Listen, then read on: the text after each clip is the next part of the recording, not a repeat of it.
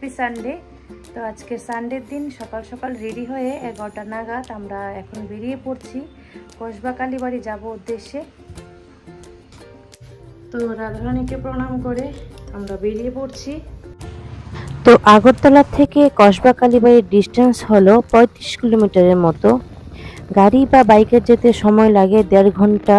তো আগরতলা থেকে সিপাহীজলা যে রোডে যাওয়া হয় সেই রোডেই কসবা কালীবাড়ি অবস্থিত। রাস্তার মাথার থেকে রোড ডিভাইডেশন হয়ে চলে যায়। তো রাস্তা সারাই কাজের জন্য রাস্তা খুব খারাপ ছিল। আমাদের পৌঁছতে সময় লেগেছিল প্রায় 1 ঘন্টা 40 মিনিটের মতো। তো ফাইনালি আমরা পৌঁছে গিয়েছি কসবা কালী মন্দিরের সামনে। আর এইখানে অনেক প্যারার দোকান আছে, ওইখান থেকে আমরা প্রসাদ নিয়ে তারপর মন্দিরে যাব।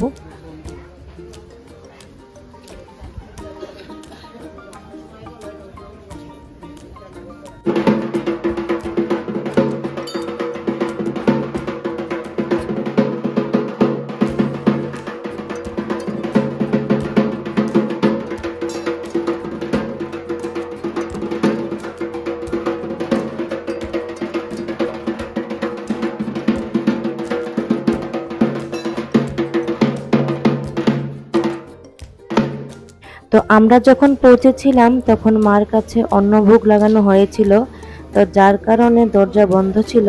কিছুক্ষণ সময় পরেই দরজা খুলে দিয়েছে, মার দর্শনও হয়েছে, মার এখানে পূজাও দেওয়া আমাদের হয়ে গেছে।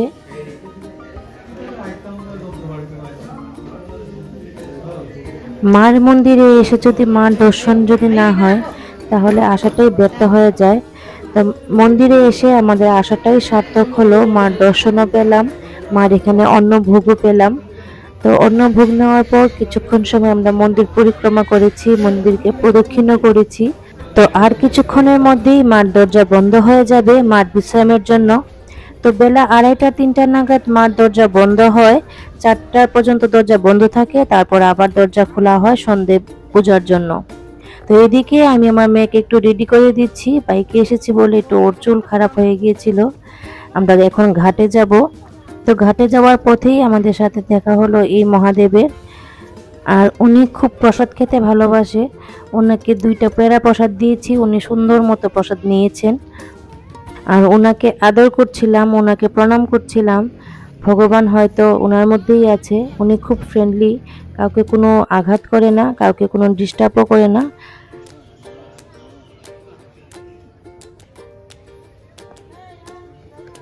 সব মারই কৃপা।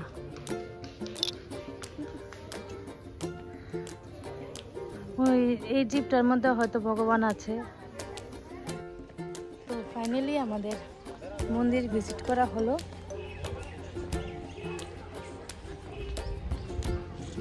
আসো, তো মাকে দর্শন করলাম, তারপর প্রসাদ পেলাম, অন্নভোগের প্রসাদও পেলাম। এখন আমরা যাচ্ছি কিছু খাবো। তো এখন আমরা ভাত খেয়ে নিয়েছি। তো ভাত খাওয়ার পর এখন একটু আমরা খাচ্ছি। তো এটাকে কে কীভাবে জানো আমাকে কমেন্ট করে বলবে। আর তার এখন যাচ্ছি আমরা ঘাটে।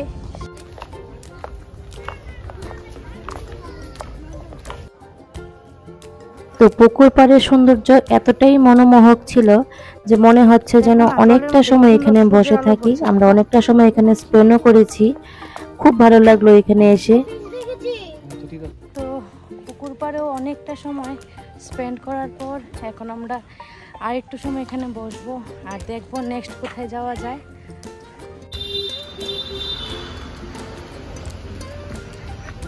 এই গেটটা দেখে হয়তোবা অনেকেই বুঝে গেছেন যে আমরা এখন কোথায় এসেছি। তো আমরা এখন এসেছি নৌকাঘাট, সিপাহীজলা নৌকাঘাট। তো অনেক মানুষ যাচ্ছে নৌকাঘাটে। আর আজকের দিনটা একটু মেঘলা মেঘলা, একটু অন্ধকার লাগছে। বেশি নর্মালি এমন ওই জায়গাটা একটু অন্ধকার অন্ধকারই ঘাস টাসের জন্য। তো আমরা অনেকবারই নৌকা ঘাটে গিয়েছি, তো আমি কখনো নৌকা ঘাটে গিয়ে বোট চড়িনি। তো এইবার প্রথম আমি নৌকা ঘাটে গিয়ে বোট চলবো। তো বোটে চলা প্রাইস হলো পার পার্সন 50 রুপিস করে, 10 জন হলেই বোট ছাড়ে। তো আমরা যখন গিয়েছিলাম তখন 10 জন হয়নি, 6 জন ছিলাম বলেই আমাদের পে করতে হয়েছে 250 টাকা 3 জনের, আর আরেকজন পে করেছে 250 টাকা। তো 2 রাউন্ড দেওয়া হয় বোটে। আমাদের বোট স্টার্ট হয়ে গেছে। তো বিকেলবেলার আমাদের বোট রাইডটা সত্যিই অন্যরকম ছিল। সুন্দর প্রাকৃতিক দৃশ্য আর ঠান্ডা ঠান্ডা অনুভব, এটা একটা অন্যরকম ছিল।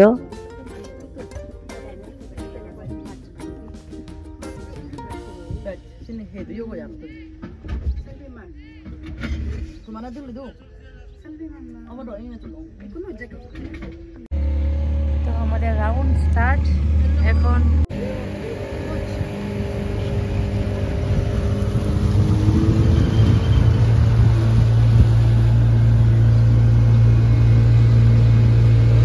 কিরকম লাগছে? হ্যাঁ, ভালোই লাগছে। বাহ, খুব ঠান্ডা লাগছে আর খুব ভালো লাগছে। তো শীতের সময় এখানে প্রচুর প্রবাসী পাখিদের আগমন হয় আর বেশ কিছুদিন এখানেই বাসা বেঁধে থাকে। আর শীত চলে যাওয়ার সাথে সাথে পাখিরাও চলে যায়। তো আমরাও এখানে অনেক প্রবাসী পাখিদের দেখতে পেয়েছি। তো এখানকার জলবায়ুর জন্য অনেক প্রবাসী পাখিরা এখানেই চলে আসে অনেক দূর দূরান্তর দেশ থেকে। তো আমি আগে বইয়ে পড়েছিলাম আর এই প্রথমবার আমি ওদের এত ভালো করে কাছ থেকে দেখতে পেয়েছি। আর আমাদের ত্রিপুরার প্রাকৃতিক সৌন্দর্যের তো তুলনাই হয় না। প্রাকৃতিক সৌন্দর্যে ভরপুর আমাদের ত্রিপুরা রাজ্য। তো এই করতে করতে আমাদের দ্বিতীয় রাউন্ডও সম্পূর্ণ হলো। তো সিপাহীজলা নৌকাঘাট থেকে আমরা চলে গিয়েছিলাম আগরতলা আস্তাবল ময়দানে হেরিটেজ ফেস্টিভ্যালে। আর এই ফেস্টিভ্যালে আমাদের ইন্ডিয়ার থেকে অনেকগুলি স্টেট থেকে অনেক রকম পার্টিসিপেন্টরা এসেছিল, অনেক রকম সাংস্কৃতিক অনুষ্ঠান করেছিল, যাদের যাদের কালচারাল অ্যাক্টিভিটি করেছিল। তো আমরাও এখানে দেখতে গিয়েছিলাম আর অনেকটাই ভালো লাগলো, অনেকটাই সময় আমরা এখানে স্পেন্ড করেছি।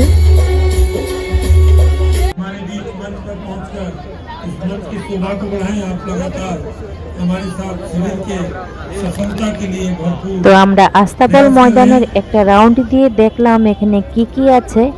আর এইখানে বসেছিল অনেক রকমের খাবারের আইটেম আর অনেক রকমের কুজিন।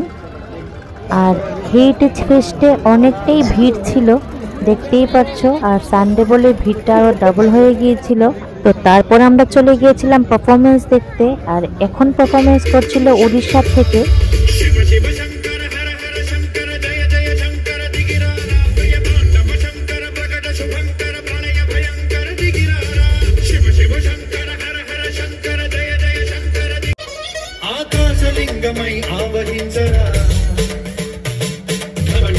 আর এইখানে চলছিল ব্যাক টু ব্যাক খুব ভালো ভালো পারফরমেন্স। তো নেক্সট এসেছিল মণিপুর থেকে পারফরমেন্স।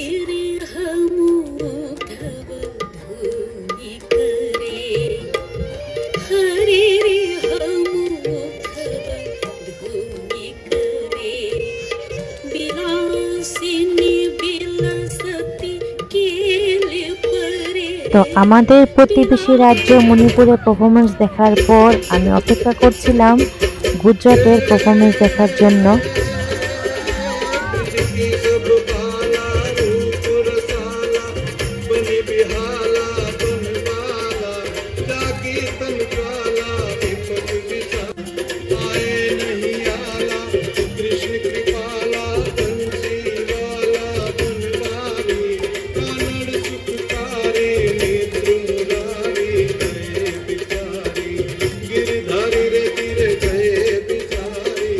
गिरधारी रे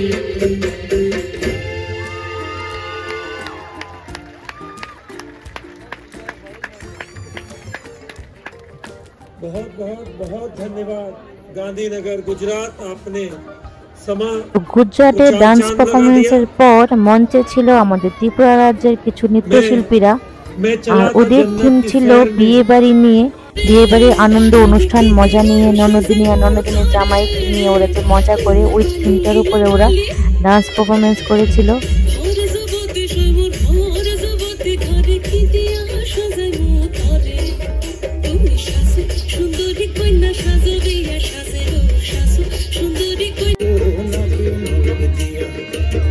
বসন্তের গায়ে হলুদ, আজ বসন্তের গায়ে হলুদ, কাল বসন্তের বিয়ে গো,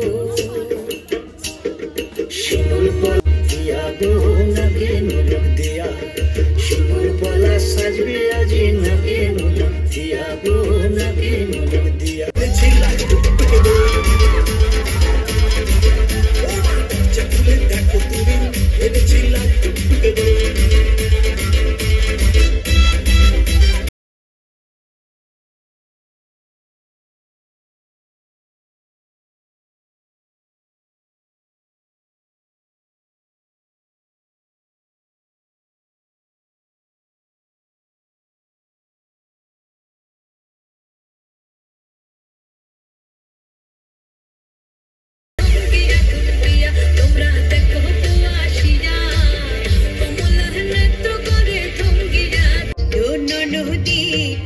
তো আমাদের ত্রিপুরার নৃত্যশিল্পীরাও অনেক ভালো ডান্স করেছে, খুব সুন্দর ওদের থিমটা ছিল। তো ত্রিপুরার ডান্স দেখে আমরা অপেক্ষা করছিলাম চণ্ডীগড়ের ডান্স দেখার জন্য, পাঞ্জাবের ডান্স দেখার জন্য। ऐसा कार्यक्रम न टीवी में न सिनेमा घरों में मिलेगा।